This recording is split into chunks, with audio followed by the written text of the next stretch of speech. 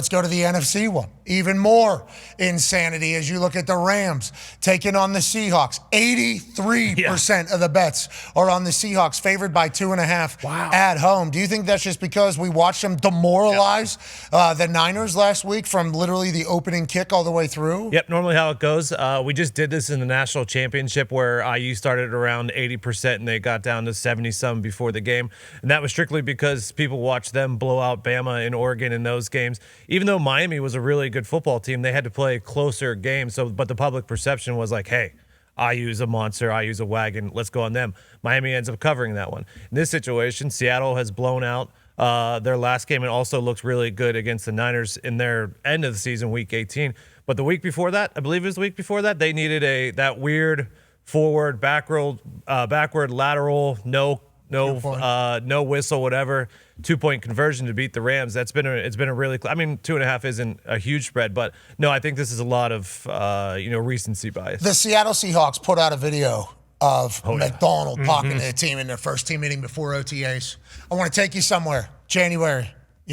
This is what it's going to be. It's going to be about 30 degrees. We're going to do this. Here it is. This is from the Seattle Seahawks. 21 months in the making. Stacked every opportunity to get here is what their caption was. And then they go to the first team meeting of the year. All right, we got everybody. Man, this is pretty awesome, huh, guys? This is awesome. We got a hell of a program ready for you guys. One of the things I want you guys to feel going through this program is that we have a vision for you and this football team. Here we go, fastball! But today, all right, I'm going to take you here now, so stay with me. I want us to just take a minute here and fast forward to January, NFC Championship. It's 30-something degrees, all right, it's wet, it's windy. All right, it's shitty for them, okay, but it's just right for us. We're loose, we're focused. All right, we're confident. We just spent the last 9 months stacking every opportunity that we had to put us in that position. I got one question. Do y'all feel it? This is when we send the best. No, then we the best in the world. Team across from us in the other locker room, okay, they've seen the tape. They know what they're in for. 11 guys playing as one, every snap. They know that we're like that. Fire to the end zone. Ball is caught. They know that they're facing a bunch of men that won't give up. They know they'll face a team that won't die and won't quit. They know. It's inevitable. So let's go to work. The McDonald prophecy, the first team meeting. He was 12 months off. You heard him say it 9 months from now, but obviously it took 21 months. It's taken him 2 years to basically live out exactly what he laid out for the team whenever he started setting the culture of the McDonald era up there in Seattle. And then lo and behold, kickoff in the 30s. It will be rain. It's going to be hell for them. Just right for us or something like that. What a bar in there. I'll tell you, at the beginning of the video, I was worried. Okay, we've seen these coaches speak for the first time before. That's right. Just saw one. Jeff Hafley, congratulations. Knocked it out of the park. Go, baby coach. He got emotional out there. He did. I don't know if anybody will ever get that right. Now, the Patriot people will tell you Vrabel did get it right. Yes, he did. Hafley obviously did get it right as well, but that's our first time really seeing McDonald address the team. So I immediately put myself in the team meeting room. Okay, let's hear what this guy's about. And he starts with, and it's like, oh no, this guy's a doofus. He's not going to be able to do anything. And then as he continued to go there, and they started showcasing what it was, and we've witnessed what has happened. You're talking about setting a culture and a precedent on exactly what I'm looking for. Hey, it's going to be hell. That's what we like, okay? We're never going to quit. That is who we are. We're dogs, basically, is what is in this room. And he knows that a lot of these people potentially in that first team meeting aren't going to be there whenever the regular season starts. There's probably only, I don't know how many it ended up being, but he knows a portion of that room is not going to make it. And as soon as he says these words, there's going to be people out there that are like, this is not my type of place.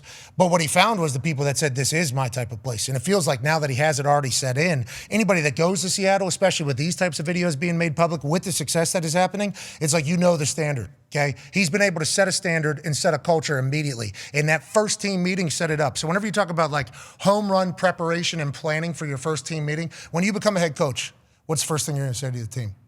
That's like what coaches fantasize about. That's what they think about. That's what they work about. Everybody wants to be a head coach of a team. Whenever you have that chance, what's the first thing you're telling your team? He had thought about that thousands of times before delivering it, and now he's living it, and now it's like the proof's in the pudding. So now everybody that ever comes here knows this is exactly how we do it, why we do it.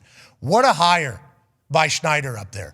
He kicked Pete Carroll the hell out. Exactly. Did. No, we love Pete Carroll. Schneider probably says, I love Pete Carroll too.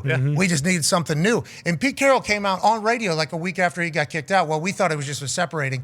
A week later, it comes out on radio. He's like, I went in there, I fought hard for that job. I competed. Everything's a competition. This is what I think I could do. This is what we could do. So they had to make the decision and be like, hey, Pete, everybody loves you, right? You're kind of like the Mr. Rogers of football and everything like that. We love you. Yeah. That's what had to happen. Yeah. You're going to go be a professor.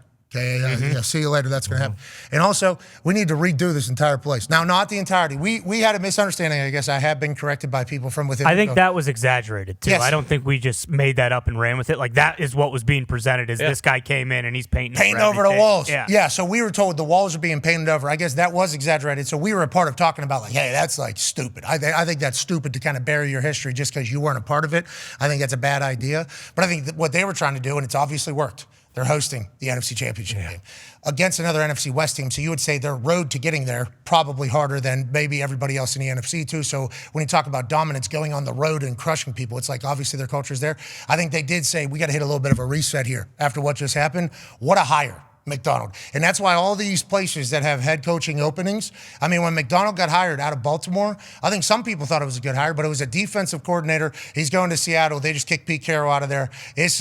I don't think anybody was thinking this. No. People in Seattle, maybe. Definitely not. Maybe some people in Seattle, but I think even Seahawks fans were wondering what the hell was going on towards the end of through the beginning of the entire thing. So for them to be at this position and for that to be the first team meeting, I almost got like emotional for the guy. I'm like, good for you, man. Like he worked his ass off for that entire moment. Let alone going, and winning 10 games in your first year and then telling the quarterback to get the hell out too. They got rid of the OC. And the OC. They got rid of them, bring in Darnold, make moves to go from good to great, and now possibly, going to the Super Bowl is unbelievable. Him being a DC, becoming the head coach, and still calling plays like a DC too. Like Mike McDonald, and we talk about this all the time with like the Coach of the Year award. Like he should win it, but you can make that case for all four of the coaches that are left. 2.5 points favored at home too. I mean, that is a ton of points for this Seattle team against the Rams.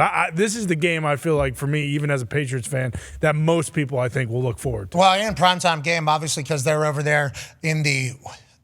Way over. They're way over. And that's why, okay? We don't want to just point out the obvious, but we're part of the problem too. We understand that. But we're even more left than most people talking on a day-to-day in the sports world. We're over our 20-minute flight away from them. So we're much closer, even, I'd say. And it's still, for us, so far out there. Yeah, so far. So we apologize. I assume it's beautiful. I've been up there for the University of Washington. It's gorgeous. There's that Rainier. That stadium. There it is. Mount Rainier. Yeah, the stadium is beautiful. Right. Great mountains, in the back, and the views. And Puget everything. Sound. It's like in the city too, yeah. And what's the thing? The Needle. The needle. The thing. Space Needle, yeah. That thing's awesome. Stanford Steve, he was out there, and he said, "Whoa, through the whole thing." You said the way it's built too is sweet for the fans. Washington Stadium, and then the Seattle Stadium. Their stadium is built to be loud. So I got a lot of respect for the place. It's just so far. So for us, them being primetime, I think is like perfect for us, perfect for them especially. But when they have like a Monday night or a Thursday night game, think about that. That's a 5:30 start for them. Yeah. You got work, don't you? I mean, don't people have work? Yeah. Cities have traffic and everything like that during the week. So them being the fan base that they are, I think they have to be a little bit extra committed as well up there. So we respect and appreciate it. Happy they're all the way back. And they were on display.